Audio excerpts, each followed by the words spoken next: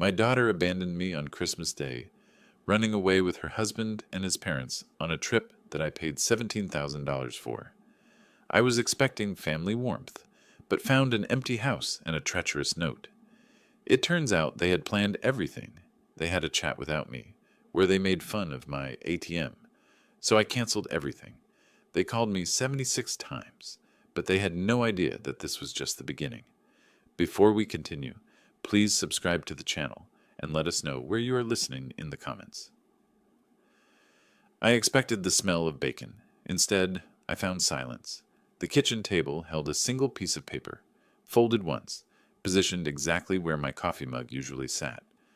My name was written across it in Nicole's careful handwriting.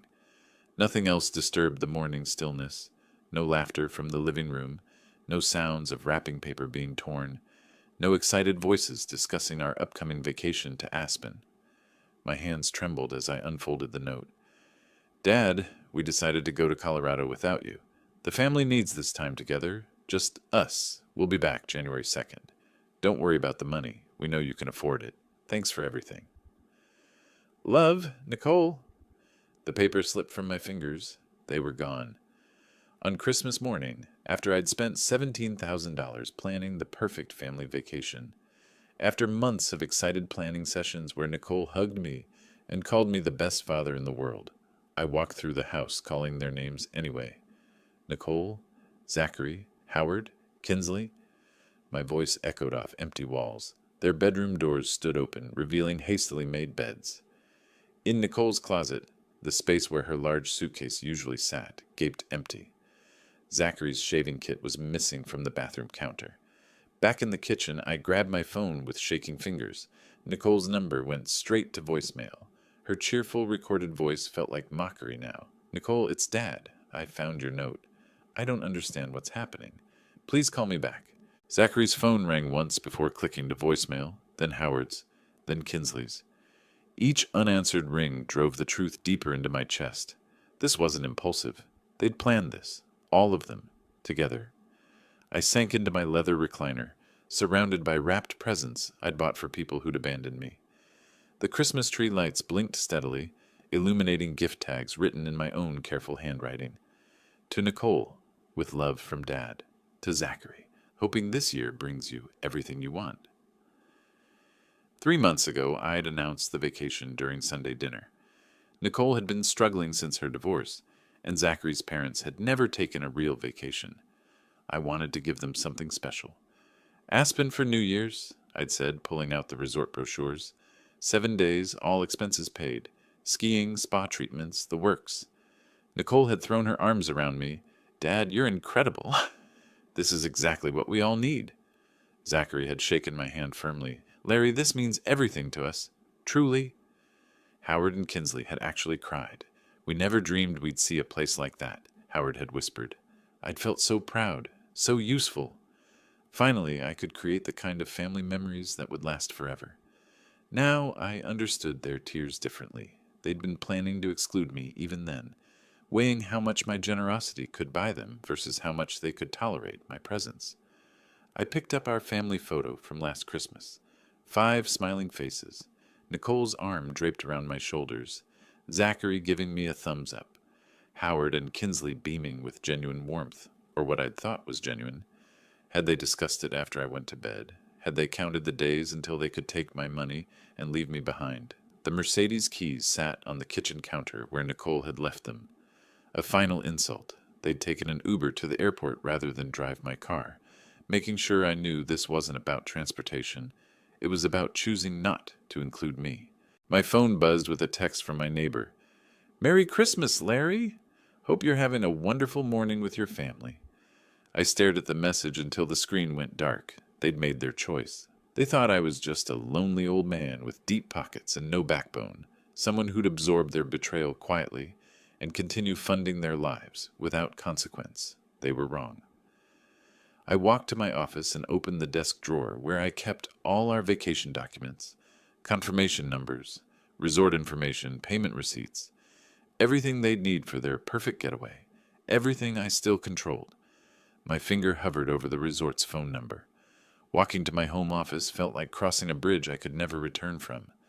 The organized filing cabinet stood exactly where I'd left it.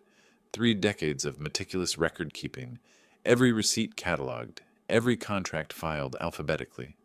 I pulled out the thick folder, labeled Aspen Vacation 2024. The little Nell's number was highlighted in yellow marker. I'd called them dozens of times during planning, discussing room upgrades and special requests. Now I dialed with different intentions. Good morning, Little Nell Resort. This is Rebecca speaking. How may I assist you? This is Larry Hughes. My family checked in last night under the Hughes reservation. I need to make some immediate changes. Oh, yes, Mr. Hughes. Your family arrived safely. They seemed so excited about their stay. What changes would you like to make? I opened my planning binder to the detailed itinerary I'd spent weeks crafting. I need to cancel the spa appointments scheduled for December 27th. All 5 of them. Sir, those are premium bookings during peak season. There will be significant cancellation fees. Cancel them. The keyboard clicking paused. Certainly, sir. Anything else? The private chef service for New Year's Eve. Cancel it. I drew a line through the $2,400 expense with my red pen. Mr. Hughes, that's a very popular service. Are you sure you don't want to reschedule instead? Cancel the ski lessons, all of them. Cancel the wine tasting tour. Cancel the private shopping appointment. Each cancellation felt like removing their names from my will, deliberate and final. Rebecca's professional composure cracked slightly. Sir, this represents most of your planned activities. Is everything all right? Everything is perfect. One more thing. Remove my credit card authorization for any additional charges. They can pay for their own extras now. I hung up before she could respond, and immediately opened my filing cabinet's bottom drawer. Inside sat folders containing 7 years of receipts. Every dollar I'd spent supporting Nicole and Zachary, organized by category and year. The university folder held $180,000 in tuition payments spread across 4 years. Nicole's psychology degree that she'd never used. I remembered her graduation day, tears streaming down her face as she hugged me, promising she'd make me proud. Wedding expenses. $65,000 for what Nicole called her fairy tale day. The venue, the flowers, the photographer. I'd written every check with joy, watching my daughter's dreams come true. Apartment down payment, $85,000. I'd structured it as a formal loan, not a gift. Smart business practice, even with family. The paperwork sat in its manila folder, Zachary's signature bold across the promissory note. My phone was already ringing before I'd finished reviewing the files. Larry? Merry Christmas, buddy. Michael Richardson's voice carried that relaxed holiday tone. My lawyer for 23 years. The man who'd handled my business sale and retirement planning. Michael, I need legal advice. Today. His pause told me he'd caught the edge in my voice. Larry, what's wrong? You sound different. My family went to Aspen without me on Christmas morning, after I paid $17,000 for their vacation. The words came out flat, businesslike. I want to know my legal options regarding the money I've lent them over the years. Wait, what? Nicole and Zachary left you on Christmas? Are you serious? Completely serious. They took my money and abandoned me. Now I want to know what I can legally recover. Michael's silence stretched long enough that I wondered if the call had dropped. Finally, Larry, the apartment loan documentation we prepared is solid. It's a callable loan with 30-day notice. The credit cards you pay for can be canceled immediately. But are you sure you want to? Cancel the cards. Prepare the loan recall notice. I want everything ready by tomorrow morning. Larry, it's Christmas. Maybe we should think about mediation, family counseling. They made their choice, Michael. Now I'm making mine. After hanging up, I walked to my fireproof safe and withdrew the documents I'd hoped never to need.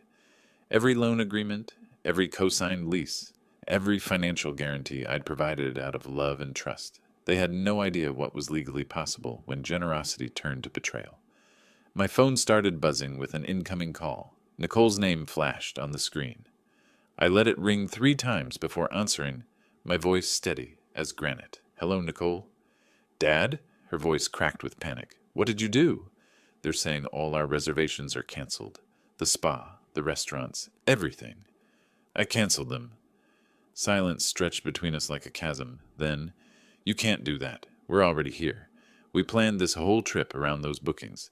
No, I planned this trip. You just decided to exclude me from it. Dad, please, let me explain. Explain what? How you coordinated leaving me alone on Christmas morning? How you took my $17,000 and abandoned me? My fingers drummed against the desk. There's nothing to explain, Nicole. Her breathing turned rapid, desperate. We can talk about this when we get back. We can work things out. Can we? Like we worked out telling me you were leaving? Dad, you're being unreasonable. I'm being practical. Michael Richardson is preparing the legal papers to call in your apartment loan. 30 days' notice, as specified in the contract you and Zachary signed. The phone went silent except for her sharp intake of breath. You wouldn't. I already have. Your credit cards will be canceled by noon today. Any bank guarantees I've signed are being revoked. I opened my safe and pulled out the thick stack of documents. Did you really think I kept no records of my generosity? Dad, stop, please. Now she was crying. We made a mistake, okay? We should have talked to you first. You made a choice. Now you live with the consequences. What about Howard and Kinsley? They've never done anything to hurt you. They're just innocent. They participated. They could have called me, warned me, refused to go. Instead, they chose sides. I flipped through the loan documents, each page crisp with legal authority. Everyone made their choice. This is insane. You can't destroy our lives over one mistake. One mistake? The words came out colder than I had intended. Nicole, this was an impulse. You planned this. You discussed it. You coordinated it. You booked transportation without telling me. This was calculated betrayal. Zachary's voice joined the call suddenly. Larry, this is getting out of hand. Let's talk like adults here. Adults don't abandon family members on Christmas morning, Zachary. Look, we thought you might enjoy some time alone. You're always saying how busy your social calendar is. Don't. My voice cut through his attempt at manipulation. Don't you dare try to reframe this as doing me a favor. You took my money and left me behind because you didn't want me there. That's not... I have the receipts, Zachary.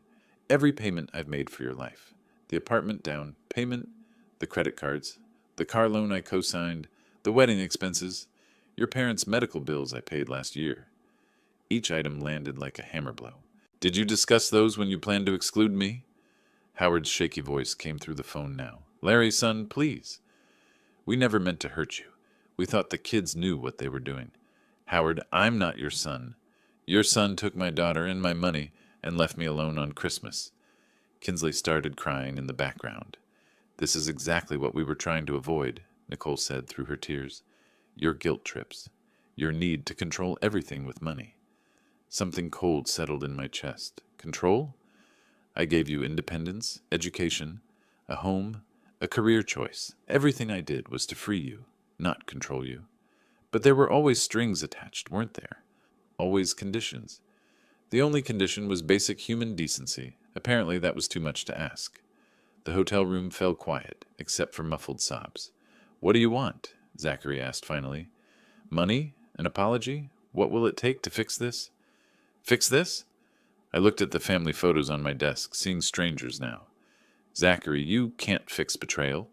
You can only live with it. So that's it? You're going to destroy everything because your feelings got hurt? My hand tightened on the phone. My feelings didn't get hurt. My trust got shattered. There's a difference. Through their crying and arguing, I heard another sound. Someone knocking on their hotel room door. After hanging up, I needed quiet. The house felt different now. Larger, emptier, like a museum of misplaced trust. I'd grabbed a sandwich around noon, but barely tasted it. Now, walking through rooms I'd decorated for Christmas morning that never came, I felt like a detective in my own life. Nicole's bedroom door stood slightly open, the way she'd left it Christmas Eve. I pushed it wider and stepped inside. Her childhood photos smiled from the walls. Gymnastics, trophies, high school graduation, family vacations where everyone looked genuinely happy. Had I imagined all of it? The charging station on her nightstand caught my eye. Nicole's phone sat there, forgotten in their rush to the airport. She'd been texting frantically from Howard's phone during our call. I picked up the device, my thumb hovering over the screen. This felt like crossing a line, but they'd already crossed every line that mattered. The phone unlocked with her birthday, a password I'd helped her choose years ago for security. The messaging app showed dozens of unread notifications. I opened the group chat labeled Girls' Weekend Planning and immediately wished I hadn't. 2 weeks ago, Nicole. Dad's insisting on coming with us to Aspen. Jessica. Oof, that's rough. Can't you just tell him no? Nicole. You don't know my dad. He paid for everything, so he thinks he gets a vote. Sarah. Maybe he'd have fun, though. Nicole. Trust me, no. Zachary says the old man will just complain about everything being too expensive or too loud. My hands started shaking. Jessica. What about his parents? They seemed sweet when I met them. Nicole. Howard and Kinsley are actually cool. They'd be way more relaxed without Dad hovering around with his opinions. Sarah. Plus, you guys could actually party. Nicole. Exactly. This is supposed to be our vacation, not a family reunion with my walking ATM. I sat down hard on her bed, the phone trembling in my grip.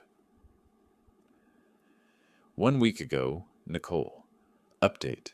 We figured out how to handle the dad situation. Jessica. Spill. Nicole. We're going to leave Christmas morning before he wakes up. Leave a note. Sarah. That's kind of brutal.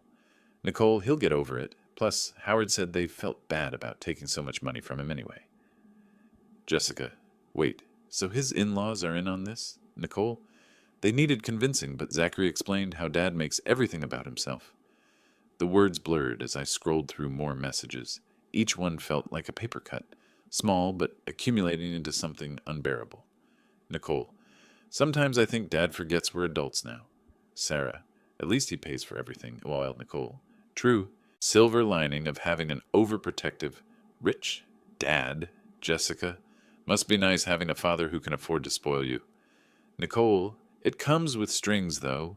He expects gratitude and family time in return. Sarah. Ugh. Emotional labor. I remembered the conversation from 2 weeks ago now.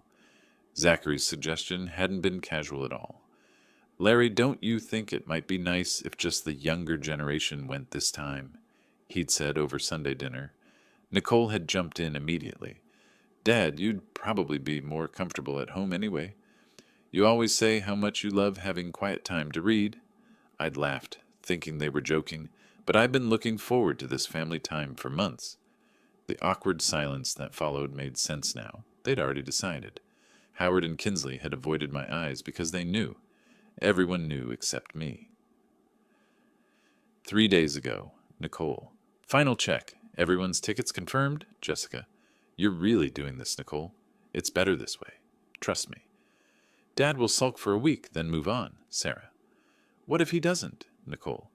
What's he going to do? Cut me off? He's threatened that before and never follows through. Jessica. Maybe because he loves you. Nicole. Maybe, or maybe because he needs us more than we need him. I closed the messaging app and stared at the dark screen, seeing my reflection looking older than I remembered. They hadn't just excluded me, they'd mocked me. My generosity wasn't appreciated, it was expected. My desire for family connection wasn't cherished, it was tolerated. The phone buzzed with a new message from the group chat. Nicole. Emergency dad went nuclear. Canceled everything and threatened to call in the apartment loan. Jessica. Wait. What? Nicole. He's serious this time. We might have really screwed up. I set the phone back on the charging station and walked to my office, my footsteps echoing in the silent house. They thought they knew me. They thought I was predictable, manageable, someone who made empty threats and bought forgiveness with money. They were about to learn how wrong they were. My office had always been my sanctuary, mahogany desk, organized filing cabinets, everything in its place. Now it felt like a war room. I pulled out my laptop and opened a new spreadsheet, muscle memory from 30 years of running a construction business taking over. Column headers, date, category, amount, documentation status, legal structure. I started with Nicole's education.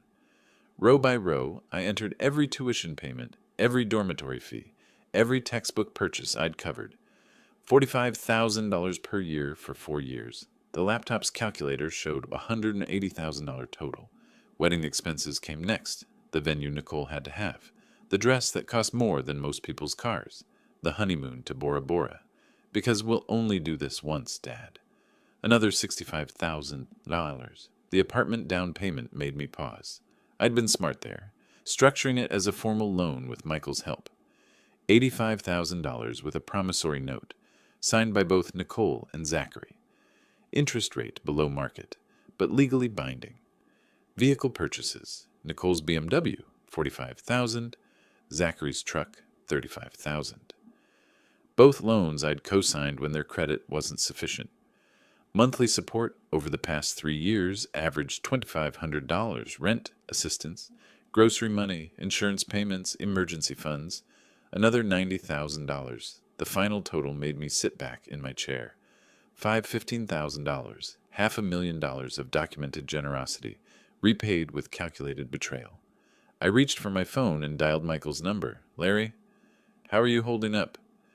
I need an emergency meeting, tonight if possible. It's Christmas Day. Michael, I've just calculated over $500,000 in family support over the past decade.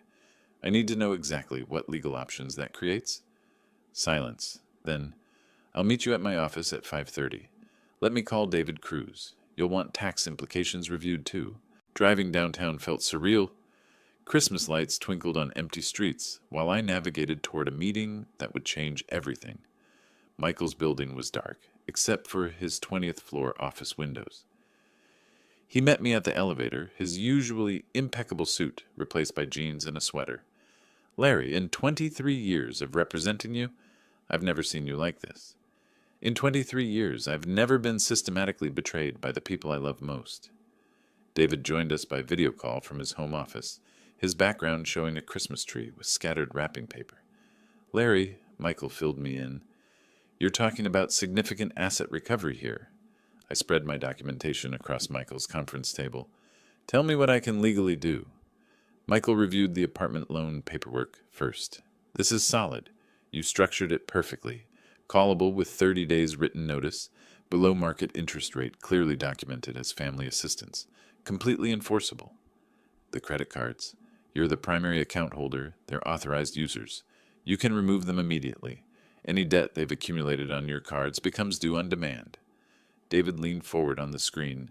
From a tax perspective, you've been treating monthly support as gifts under the annual exclusion limit. Smart. But the major items, education, wedding, apartment, those create legitimate debt instruments if the recipients breach trust. What about the car loans? You're guarantor on both. If they miss payments, you can demand immediate payoff or repossess through the lender. I felt a cold satisfaction settling in my chest. So they have no legal protection? Michael adjusted his glasses. Larry, they have no assets of their own, no independent income stream, and they've made themselves completely financially dependent on your goodwill. From a legal standpoint, you hold every card. The emotional fraud aspect? Harder to prove, but you have documented evidence of premeditated deception while accepting financial benefits. A court would view that very unfavorably. David added, plus there's the constructive trust doctrine. Money given under false pretenses can be recovered even if initially structured as gifts. Timeline for implementation? Michael pulled out his legal calendar. Credit cards can be canceled tonight. Apartment loan notice can be served tomorrow. They'll have 30 days from receipt. Vehicle loans can be called if they miss a single payment. And if they resist? Then we file for breach of trust, unjust enrichment, and fraudulent acceptance of benefits. With your documentation, it's not even a difficult case. I gathered the documents, each paper representing not just money, but years of love freely given and carefully betrayed. Draft everything, all of it. Larry, once we start this process, they started it when they planned to abandon me while taking my money. I'm finishing it. Michael nodded slowly and opened his laptop. I'll have preliminary documents ready by tomorrow morning. Outside, Christmas lights still twinkled, but they looked different now, like evidence markers at a crime scene. I pulled out my phone and opened my banking app to begin the first phase. 4 days of preparation had transformed my house into a fortress of documentation. Legal papers organized in neat stacks, financial records cross-referenced, Michael's preliminary agreements reviewed and ready. When Zachary's truck pulled into my driveway at 6:30 on December 29th, I was watching from the living room window. They looked exactly as I'd expected. Wrinkled clothes, Nicole's eyes red-rimmed from crying, Howard and Kinsley trailing behind like reluctant participants in someone else's drama. 4 days in a roadside motel had stripped away their vacation confidence. I opened the door before they could knock. Larry. Zachary's voice carried forced authority, like a man trying to intimidate his way out of quicksand. "Come in." I stepped back without warmth, without the usual embrace I'd have offered before. Living room. Nicole rushed toward me with tears already flowing. "Daddy, I'm so sorry. We never meant for things to get so complicated." "Sit down, Nicole." She froze at my tone. Even Zachary looked surprised by the ice in my voice. Howard cleared his throat nervously. "Larry, son, maybe we should all take a breath here. These family misunderstandings happen." "This wasn't a misunderstanding." I remained standing while they settled uncomfortably on my furniture. "This was a coordinated decision to exclude me while accepting my financial support." Kinsley dabbed at her eyes with a tissue. "We thought you might enjoy some quiet time at home. It was supposed to be thoughtful." Thoughtful would have been asking. "What you did was plan my exclusion while ensuring I paid for your vacation." Nicole's tears intensified. "Daddy, please. It wasn't like that. We thought you'd appreciate having the house to yourself for once." "Stop." The word cut through her manipulation like a blade. "I've spent 4 days analyzing exactly what this family relationship has cost me financially. The numbers are illuminating." Zachary leaned forward aggressively. "What's that supposed to mean?" I walked to my desk and picked up the folder Michael had prepared. "It means I've reviewed every financial transaction between us over the past decade. $515,000 in documented support." The room went silent except for Kinsley's sharp intake of breath. "Your education, Nicole. Your wedding. Your apartment down payment, which was legally structured as a loan, not a gift, though you seem to have forgotten that detail." Nicole's face went white. "What do you mean loan?" "I mean you and Zachary signed promissory notes for $85,000 at below-market interest rates. Michael Richardson structured it properly to protect both parties." I opened the folder to show the documents.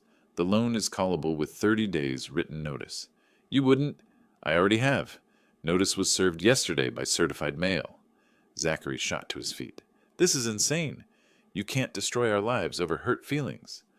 "I'm not destroying anything. I'm simply calling in legitimate debts." I flipped to the next section. "Your credit cards were canceled effective January 1st. Car loan guarantees I provided are being reviewed for revocation." "Dad, stop this!" Nicole's voice cracked with real fear now. "We'll lose everything." "You should have considered that before planning my exclusion." Howard stood shakily. "Larry, surely we can work something out. Families shouldn't handle disagreements like business transactions." "You're right, Howard. Families should handle disagreements with honesty and respect.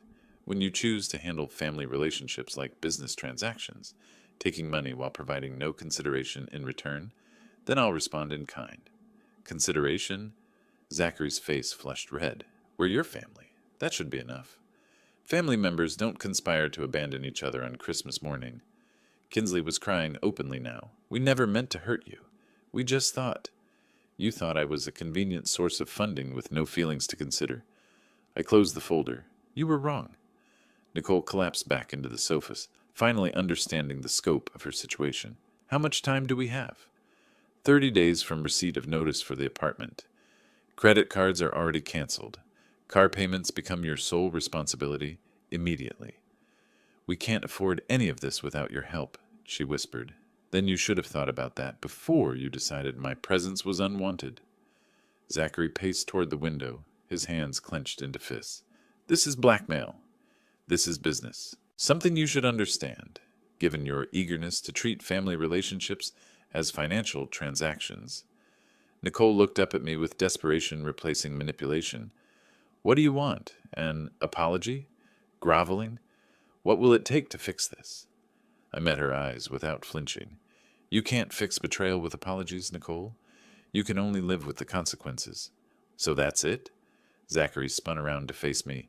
"You're going to financially destroy us because we took a vacation without you."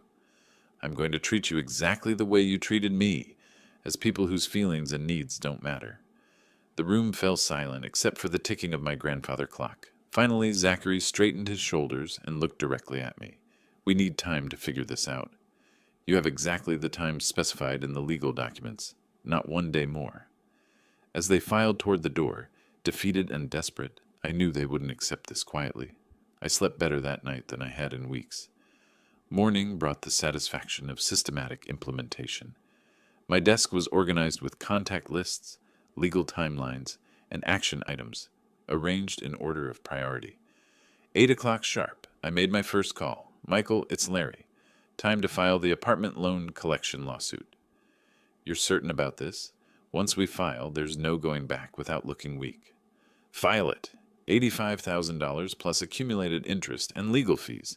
Full collection action. I'll have it submitted within the hour. What about the credit cards? Calling the bank next. First National answered on the second ring. Mr. Hughes, how can we help you today? I need to remove Nicole Hughes as an authorized user on all my accounts, effective immediately. Certainly, sir. May I ask the reason for the removal? Business decision, family financial restructuring. The cards will be canceled within 24 hours. Any outstanding charges will remain on your primary account. Understood. Chase Auto Finance took longer to reach the right department. Mr. Hughes, you're calling about the guarantee removal on the Zachary Thompson vehicle loan. Correct. I want my financial guarantee removed from his loan agreement. Sir, that will require him to qualify independently or find another guarantor. If he cannot, the loan becomes immediately callable. That's his responsibility now. By 10 o'clock, every legal action was in motion. The satisfaction felt clean, businesslike. No emotion, just consequences for documented betrayal. My doorbell rang at 10:30. Nicole stood on my porch holding a manila envelope, tears already streaming. Daddy, my credit card was declined at the grocery store. The bank said you canceled my authorization. I removed you as an authorized user. The cards were mine, not yours. She pushed past me into the living room, opening the envelope to scatter family photos across my coffee table. Look at these. Remember when you taught me to ride a bike, my graduation, my wedding day where you walked me down the aisle? I remember paying for all of those occasions. How can you be so cold? I'm your daughter. Daughters don't conspire to abandon their fathers on Christmas morning. Zachary appeared in my doorway, phone pressed to his ear. No, I understand. Yes, the guarantee has been removed. He hung up and stared at me with barely controlled fury. The bank wants my car loan paid in full, or they'll repossess. I can't qualify for refinancing without your guarantee. Then you shouldn't have risked it by betraying my trust. Howard and Kinsley shuffled in behind their son, looking uncomfortable. Larry, surely we can work something out, Howard said. These are just family disagreements. We've all said things. This isn't about things we've said. This is about things you've done. Premeditated financial fraud, while accepting my generosity. Nicole's tears turned desperate. What do you want from us? Groveling? Public humiliation? Tell me what will fix this. Nothing will fix betrayal. You can only pay the legal consequences. Zachary stepped closer, his voice dropping to something that sounded almost like a threat. You know, Larry, family relationships go both ways. You might want to consider what happens when you're alone in this big house. Accidents happen to elderly people. I pulled out my phone and started recording. Could you repeat that, Zachary? My lawyer will be interested in documented intimidation attempts. His face flushed red. I wasn't threatening. You were implying that my age makes me vulnerable to accidents if I don't comply with your financial demands. That's textbook elder intimidation. Nicole grabbed Zachary's arm. Stop talking. You're making it worse. Worse than being financially destroyed by your own family? I looked directly at Zachary. I have security cameras recording this conversation. I have witnesses to your threatening behavior. Every word you've spoken is being documented for legal proceedings. Kinsley started crying. This isn't what families do to each other. Larry, you're destroying relationships that took decades to build. I didn't destroy them. I discovered they were already destroyed. You helped plan my exclusion while accepting my money. That destroyed the relationship. You thought I was a convenient ATM, with no feelings to consider. Zachary paced toward the window, his fists clenched. Fine. You want to play hardball? Two can play that game. This isn't a game. This is debt collection. You owe $85,000 plus interest. The court will decide if you pay voluntarily or through asset seizure. We'll see about that. Nicole gathered her photos with shaking hands. 30 days? 30 days from legal service. The clock started yesterday. As they reached my front door, Zachary turned back with cold calculation in his eyes. You know what your problem is, Larry? You think money makes you powerful. But power comes from having people who care about you. And you just threw that away. I watched them walk to their truck, noting how Zachary's hands trembled as he started the engine. They still didn't understand. I hadn't thrown anything away. I had simply stopped funding my own betrayal. New Year's Day brought the kind of quiet satisfaction I hadn't felt in years. The legal machinery was grinding forward exactly as planned, and I spent the afternoon reading in my study, occasionally glancing at the snow outside my window. At 2 o'clock, my phone rang. "Larry, it's Margaret." My cousin's voice carried an unusual tension. "I need to talk to you about something concerning." Margaret and I had maintained steady contact since childhood, built on mutual respect, and shared family history. If she sounded worried, I paid attention. "Of course. What's troubling you?" "I've received several phone calls today about you, from Nicole, Zachary, even Howard and Kinsley. They're all saying similar things, and frankly, Larry, it doesn't sound like the man I've known for 40 years. I set my book aside and focused completely. "What exactly are they saying?" "They claim you've become paranoid and suspicious since retirement. Nicole was crying, saying you've turned against your own family over money. Zachary insisted you're not thinking clearly and need intervention." The sophistication of their strategy impressed me despite my anger. "And what's your assessment of these claims?" "That's why I'm calling. 3 separate family members contacting me within 2 hours, all with nearly identical talking points. That's not organic family concern, Larry. That's coordination." Margaret's business background in marketing made her naturally suspicious of orchestrated campaigns. They're trying to paint you as mentally declining, while positioning themselves as victims trying to help their troubled patriarch. "What specifically did they claim?" "Nicole said you've become obsessed with money and are punishing her for wanting independence. Zachary suggested you're showing signs of cognitive decline and making irrational financial decisions. Howard added that they're all worried about your judgment." Each false claim landed like a calculated blow. They were attempting to undermine my credibility before I could damage theirs. "Margaret, are you familiar with the actual sequence of events that led to this situation?" "Only what they've told me, which is why I'm asking for your version." I spent 15 minutes providing the factual timeline, the planned vacation, their Christmas morning abandonment, the note, their coordinated exclusion while accepting my financial support. I kept emotion out of it, presenting only documented facts. That's quite different from what they described. Margaret's voice carried new understanding. "They made it sound like you suddenly became unreasonable about normal family independence. They conspired to abandon me on Christmas morning after I paid $17,000 for their vacation. When I implemented legal consequences for their documented loans and financial obligations, they escalated to intimidation and now reputation management. Larry, I'm going to ask you something directly. Are you experiencing any cognitive issues, any changes in judgment or decision-making?" The question didn't offend me. It was exactly what a concerned relative should ask when presented with conflicting narratives. My lawyer, Michael Richardson, has worked with me on these legal actions. My accountant, David Cruz, reviewed all financial documentation. Both professionals can attest to my mental acuity. The family simply doesn't want to face legal consequences for their calculated betrayal. That aligns with the Larry I know. The man who built and successfully sold a construction company doesn't suddenly become paranoid over normal family dynamics. Margaret, I appreciate your call more than you know. How many other relatives have they contacted? I suspect they're working through the family directory systematically.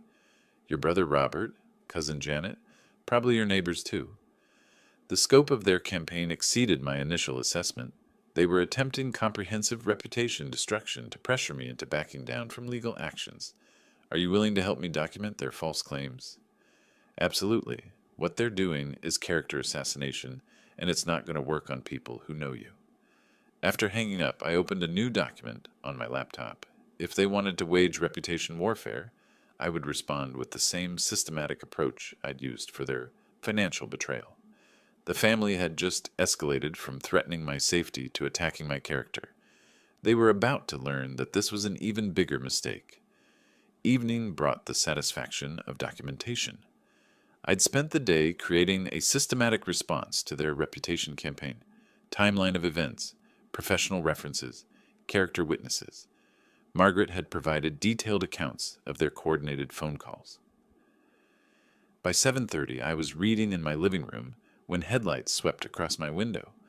Zachary's truck pulled into my driveway with unnecessary aggression, tires squealing slightly on the pavement. Through the window, I watched him slam the door and stride toward my house with the body language of someone who'd run out of reasonable options. I activated my security system from the discreet panel beside my chair. 6 cameras covering all approaches to the house, everything recording automatically to cloud storage. 30 years of running a construction business had taught me the value of documenting confrontations. His pounding on my front door sounded more like demands than requests. "Open up, Larry. We need to talk." I opened the door but remained in the threshold, maintaining control of the space. "Good evening, Zachary." "Don't give me that polite nonsense." He pushed past me into the living room, his movements jerky with barely controlled fury. "You think you can destroy my family with your legal games?" "I think I can collect legitimate debts through proper legal channels." "Legal channels?" His voice rose to something approaching shouting. "You're ruining our lives over hurt feelings." "I'm exercising contractual rights over documented loans." Zachary moved closer, using his height and 40-year age advantage to loom over me. "You know what happens to stubborn old men who live alone in big houses like this?" I met his stare without flinching. "What happens, Zachary?" "Accidents, break-ins. Bad things happen when neighbors can't hear you calling for help." His voice dropped to something that sounded almost casual. "Your fancy alarm system won't help if you have a medical emergency, or if someone decides you need to learn a lesson about family loyalty." "Are you threatening me?" "I'm explaining reality to someone who seems confused about his situation." He gestured around my living room. "You're 62 years old, living alone, no family support anymore. Things could get very difficult for you if you don't stop this legal nonsense." I nodded thoughtfully, as if considering his words. "That's an interesting perspective. Would you like to see something?" Without waiting for an answer, I walked toward my home office. Zachary followed, probably thinking he'd intimidated me into compliance. "See, the thing about living alone in a big house," I said, opening my office door, "is that you can afford proper security measures." The wall of monitors showed 6 different camera angles of my property, including perfect footage of Zachary's arrival and our entire conversation. His face went white as he recognized himself on screen, making threats to an elderly man. "You can't record me without permission." "This is my private property. I can record anyone who enters." I pointed to the timestamp showing his threats from 3 minutes earlier. "Everything automatically uploads to secure cloud storage. My lawyer, Michael Richardson, receives copies of all security footage." Zachary stared at the screens with growing panic. "You have to delete this." "I don't have to do anything except provide evidence to law enforcement when elderly persons are threatened in their own homes." "Delete it, Larry. I wasn't serious about—" "About what? Medical emergencies? Break-ins? Teaching me lessons about family loyalty?" I picked up my phone. Threatening an elderly person is a serious crime in Michigan, especially with documented evidence. "You can't call the police over a conversation." "I can call them about criminal intimidation and threats against a senior citizen." I dialed 911, which carries enhanced penalties under Michigan law. 911, what's your emergency?" "This is Larry Hughes at 847 Maple Ridge Drive.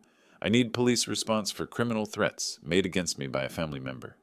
I'm 62 years old, and the suspect is still in my home making threats about accidents and break-ins." Zachary's face went from anger to pure panic. "Hang up. I'll leave right now." "Sir, are you in immediate danger?" the dispatcher asked. "The suspect is agitated, but I have him on security camera. I have video evidence of the threats." "Officers are dispatched. Please stay on the line." 2 patrol cars arrived within 8 minutes. I provided the officers with printed screenshots of Zachary making threats, along with the audio recording. Michigan's enhanced penalties for crimes against elderly persons made this a priority. Arrest. "Mr. Thompson, you're under arrest for criminal intimidation and threatening an elderly person," the lead officer announced, producing handcuffs. Zachary's hands shook as they cuffed him. "This is insane. He's my wife's father." "That makes it worse, sir. Family relationship doesn't excuse threatening behavior." As they led him to the patrol car, Zachary looked back at me with something approaching desperation. You don't know what you're doing, Larry. This won't end the way you think. I watched the taillights disappear down my street, then called Michael Richardson to inform him about our newest legal development. The court documents arrived on a snowy Tuesday morning, delivered by Michael Richardson with the satisfaction of a man who'd orchestrated a perfect legal victory. I spread them across my dining room table like a general, reviewing successful battle plans. Complete judgment in your favor, Michael announced, setting his briefcase beside the papers.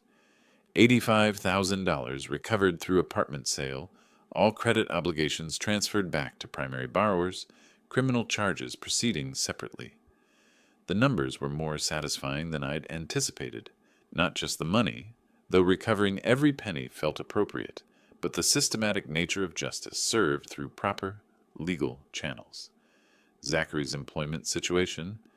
Criminal record for threatening an elderly person makes him essentially unemployable in any professional capacity. Most employers run background checks now. I reviewed the property sale documents. Their apartment had sold within a week to cash buyers. The real estate market didn't care about family drama, only market values and clear titles. Vehicle repossession completed yesterday, Michael continued. Bank moved quickly once the guarantee removal was processed. They're using public transportation now. Through my network of neighbors and acquaintances, I'd learned the family was crowded into Howard and Kinsley's one-bedroom apartment. 5 adults sharing space designed for 2, with Nicole working retail for the first time since college, and Zachary unable to find employment. At noon, I watched them walk up my driveway. All 5 of them moved differently now, shoulders hunched, eyes downcast, the body language of people who'd learned the cost of betrayal. Nicole led the group, her face red from crying even before reaching my door. I let them inside without the formality of being asked. Dad, Nicole's voice cracked immediately. We need to talk. They arranged themselves in my living room like supplicants before a judge. Howard and Kinsley looked exhausted, aged beyond their years by stress and crowded living conditions. Zachary couldn't meet my eyes. I'm listening. We were wrong. Nicole's words came out rushed, desperate, completely, totally wrong about everything.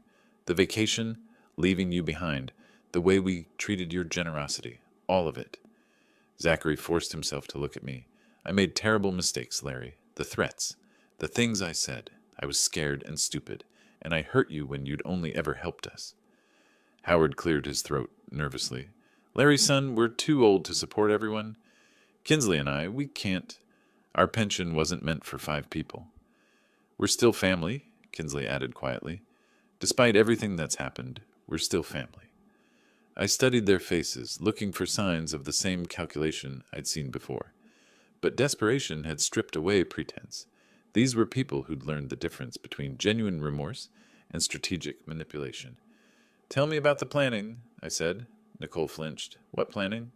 The Christmas vacation conspiracy. How long did you discuss excluding me? Who suggested it first? When did you decide to coordinate leaving me behind? The question hung in the air like an accusation. Nicole looked at Zachary, who looked at his parents, who looked back at Nicole. It wasn't... Nicole started, then stopped. Zachary brought it up first, maybe 3 weeks before Christmas. He said it might be more relaxing without you there. And you agreed. I did. Her voice dropped to a whisper. I agreed because I wanted a vacation where I didn't have to be grateful all the time, where I could just exist without feeling like I owed someone everything. The honesty was more devastating than any lie would have been. Howard, Kinsley, your participation? Howard's hands shook slightly. We knew it was wrong when we agreed, but Zachary convinced us you'd understand eventually, that you'd prefer quiet time alone. So you coordinated leaving me alone on Christmas morning after I'd paid $17,000 for your vacation. Yes. Nicole's admission came out like a confession. We planned it. We discussed it. We knew exactly what we were doing, and we did it anyway. I sat back in my chair, processing their complete capitulation. No excuses, no justifications, no attempts to minimize their choices. What do you want from me now? Forgiveness, Nicole whispered. A chance to make it right, Zachary added. Help, Howard said simply. I looked at each of them. My daughter, who'd inherited my business sense but not my integrity. My son-in-law, who'd learned the cost of threatening those who'd supported him. The elderly couple who'd chosen convenience over character. If I were to consider any future relationship, I said slowly, it would require conditions. Hope flickered in their eyes like candle flames in wind. Complete honesty about your motivations and planning. No more coordination behind my back. An acknowledgement that trust, once broken, must be rebuilt through consistent actions over time. They nodded eagerly, desperately. But first, I continued, you need to understand exactly how much your betrayal cost, not just financially, but personally. I walked to my office and returned with Nicole's phone. The next afternoon brought another performance, though this one was more polished than their previous attempts. I watched through my living room window as they approached my front door, Nicole clutching a bouquet of expensive white lilies, the flowers I'd brought to her mother's funeral 15 years ago. They'd prepared more carefully this time. Nicole's tears started before she even knocked, timed perfectly for maximum emotional impact. Zachary positioned himself slightly behind her with practiced humility, head bowed at precisely the right angle. I opened the door to find Nicole's carefully crafted breakdown already in progress. "Daddy!" She pressed the flowers into my hands while sobbing with theatrical precision. "I love you so much, and I'm so sorry for everything we did to you." The others filed in behind her like a choreographed funeral procession. Zachary's apology came on cue. "Larry, I've spent every night thinking about what I said to you, what I threatened. I learned my lesson about respecting the man who gave us everything. I understand now." Howard and Kinsley provided the perfect elderly backdrop, their genuine distress mixed with practiced support for their children's performance.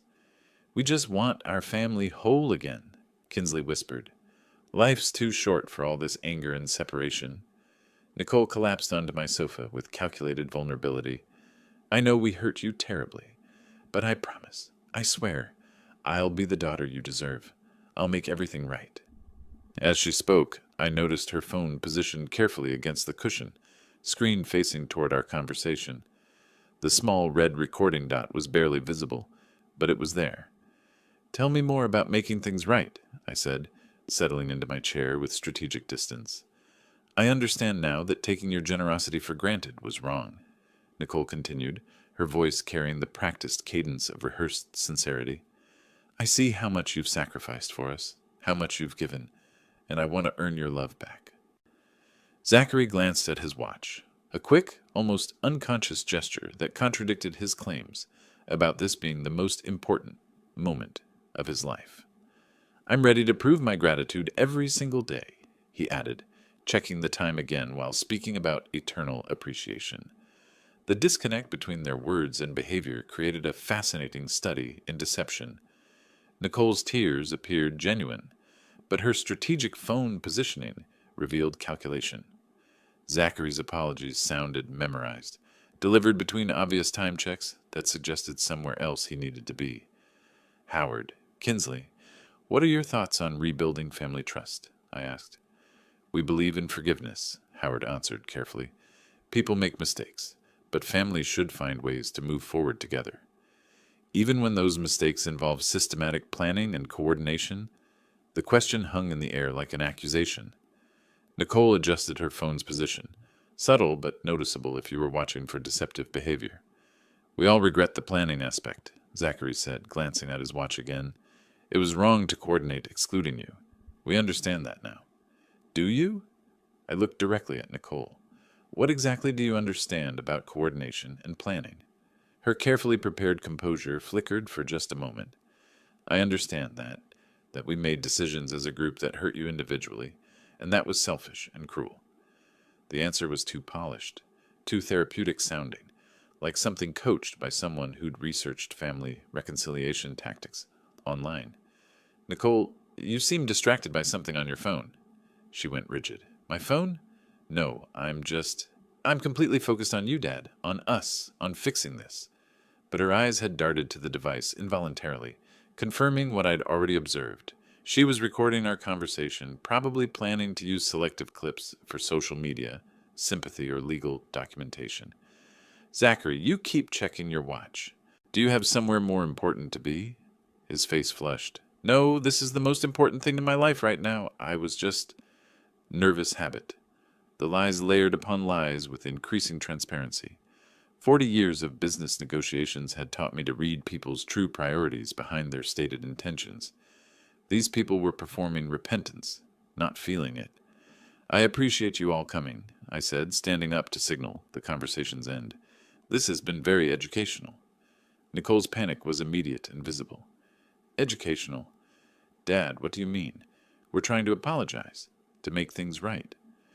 You're trying to manipulate me with a performance while secretly recording our conversation for your own purposes. The accusation landed like a physical blow. Nicole's hand moved instinctively toward her phone, confirming my observation. I wasn't. I would never. You positioned your phone to record this conversation from the moment you sat down. Zachary checked his watch 6 times during his speech about how this moment means everything to him. Your apologies sound rehearsed because they are rehearsed. Zachary's defensive anger flared immediately. You're being paranoid. We came here genuinely. You came here with another manipulation strategy because the last one failed. The room fell silent except for the Kinsley's quiet crying. I had hoped, I continued, that losing everything might teach you the difference between genuine remorse and strategic performance. Apparently, it hasn't. Nicole tried one last desperate appeal. Please, Dad, we need you. We have nothing left. You have exactly what you chose when you decided to betray my trust while pretending to value it. I walked toward the front door, opening it deliberately. But before you leave, I said, returning to my chair, there's one more thing you need to understand about what you lost. I picked up her phone from my office and unlocked it with her birthday. 3 weeks passed like the turning of legal documents, methodical, final, irreversible. I spent those days completing what they'd started with their betrayal, the systematic severing of all connections between us. Michael Richardson delivered the final paperwork on a crisp February morning. Property transfers complete, he announced, setting down the thick folder. $85,000 recovered and deposited, all credit guarantees revoked and processed. Legally speaking, you have no financial obligations to any of them. Estate planning will updated per your instructions. Primary beneficiaries are now Margaret and the Detroit Children's Hospital. Family members specifically excluded with documented reasons. The legal completeness felt satisfying in a way that emotional victories never could. Every document represented a choice they'd made and a consequence they'd earned. Through Margaret's updates, I learned they'd relocated to a small town near Cleveland where Howard's brother owned a trailer park. 5 adults sharing a single-wide mobile home, Nicole working 2 retail jobs, Zachary's criminal record preventing steady employment. Natural consequences flowing from natural choices. The letter arrived on February 1st. Nicole's handwriting had always been careful, but desperation made it shaky now. The envelope was thin. Discount stationery. No return address. I opened it at my kitchen table while drinking coffee that I'd bought, without considering anyone else's preferences. Dad, I know you probably don't want to hear from us, but I have to try. We're living in Uncle Bob's trailer park now. Zachary, me, Howard, Kinsley, and Bob's family, all sharing a single mobile home. The kids sleep on air mattresses in the living room.